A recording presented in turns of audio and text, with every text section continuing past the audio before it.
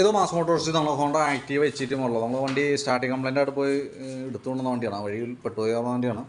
അപ്പോൾ നമ്മളത് പോയി എടുത്തു. അപ്പോൾ സ്റ്റാർട്ടിങ് കംപ്ലൈൻറ്റിൻ്റെ കാരണം ശരിക്കും പ്ലഗിൻ്റെ ആയിരുന്നു. പിന്നെ അത് കൂടാതെ നമുക്ക് അതിൻ്റെ ജനറലായിട്ട് സർവീസ് ചെയ്യാം, എഞ്ചിൻ ഓയിൽ ചെക്ക് ചെയ്തിട്ട് മാറ്റാം, വാട്ടർ സർവീസ്, ഇതൊക്കെ കംപ്ലൈൻറ്റ് ഇതായിട്ട് പറഞ്ഞിട്ടുണ്ട്, ജനറൽ സർവീസ് ആയിട്ട് ചെയ്യാൻ പറഞ്ഞിട്ടുണ്ട്.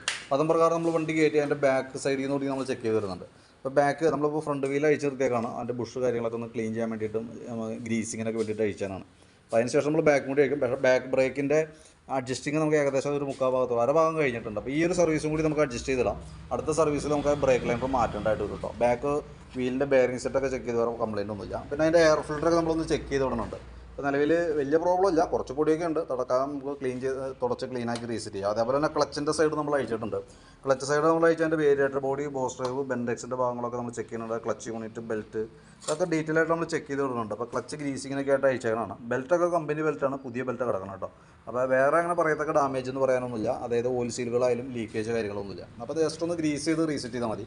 പിന്നെ എഞ്ചിൻ ഹെഡിൻ്റെ ഭാഗത്തേക്ക് വരുമ്പോൾ ഇവിടെ ചെറിയൊരു നനവ് പോലെ ഉണ്ട് കേട്ടോ. അപ്പോൾ മേജറായിട്ടുള്ള ലീക്കിലേക്ക് ആയിട്ടൊന്നുമില്ല, ചെറിയൊരു നനവ് പോലെ കാണിച്ചു തുടങ്ങിയിട്ടുള്ളൂ. അത്രക്കാലം നമുക്കത് അഡ്ജസ്റ്റ് ചെയ്തിടാം. പിന്നെ ചോക്കിൻ്റെ കേബിൾ, ആക്സിലേറ്റർ കേബിൾ, 2 കേബിളുകൾ നമ്മൾ ചെക്ക് ചെയ്തു.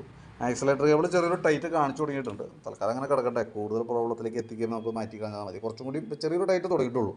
പിന്നെ കാർബറേറ്റർ നമ്മളിപ്പോൾ നിലവിൽ അഴിക്കുന്നില്ല, കാരണം പ്രത്യേകിച്ച് അങ്ങനെ ഒരു കംപ്ലയിൻറ്റ് നമുക്ക് ഫീൽ ചെയ്യുന്നില്ല. അതായത് ഇപ്പോഴത്തെ വണ്ടികൾ ഏതെടുത്താലും കാർബറേറ്റർ കംപ്ലയിൻ്റാണ് മെയിനായിട്ട്.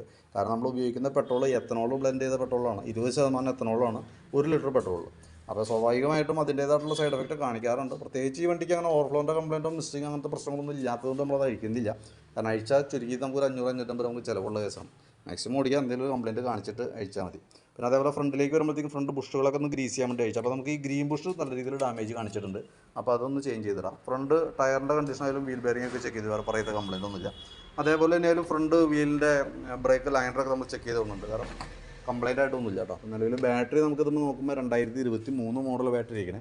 അപ്പോൾ ഞാൻ അതിൻ്റെ വോൾട്ടൊക്കെ ജസ്റ്റ് ചെക്ക് ചെയ്ത് നോക്കി, 12.95 കാണിക്കുന്നുണ്ട്. ലോഡിലേക്ക് കൊടുക്കുമ്പോൾ 8.92. അപ്പോൾ നിലവിൽ ഇപ്പോഴത്തെ സ്റ്റേജിൽ കുഴപ്പമൊന്നുമില്ല ബാറ്ററിയുമായി ബന്ധപ്പെട്ട്. പിന്നെ നമുക്ക് ലെഫ്റ്റ് സൈഡ് ബ്രേക്ക് പിടിക്കുമ്പോൾ സെൽഫ് എടുക്കേണ്ടത്, അത് സ്വിച്ചിൻ്റെയാണ്, അത് നമ്മൾ റെഡി ആക്കിയിട്ടുണ്ട്. പിന്നെ സ്പീഡോമീറ്റർ ഓൾറെഡി കംപ്ലയിൻ്റ് ആയിട്ട് കുറേ ആയി കിടക്കണം, അതിൻ്റെ ഉള്ളിൽ കേബിളൊക്കെ ഒടിഞ്ഞിരിക്കുന്നതാണ്.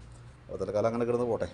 പിന്നെ അതേപോലെ തന്നെ നമ്മൾ സ്പാർക്ക് പ്ലഗൊക്കെ ഒന്ന് അഴിച്ച് ക്ലീൻ ചെയ്യാൻ അല്ല, ഇതിൻ്റെ നിലവിൽ കംപ്ലയിൻറ്റ് പ്ലഗിൻ്റെ കംപ്ലയിൻ്റ് ആയിരുന്നു സ്റ്റാർട്ടിങ്ങിൻ്റെ. അപ്പോൾ ജസ്റ്റ് ഞാൻ ഇപ്പോൾ നിലവിൽ സെറ്റ് ചെയ്തിട്ടുണ്ട്, അത് പുതിയ കിടക്കുന്നത്, ഞാൻ പറഞ്ഞു വിട്ടുപോയതാണ്.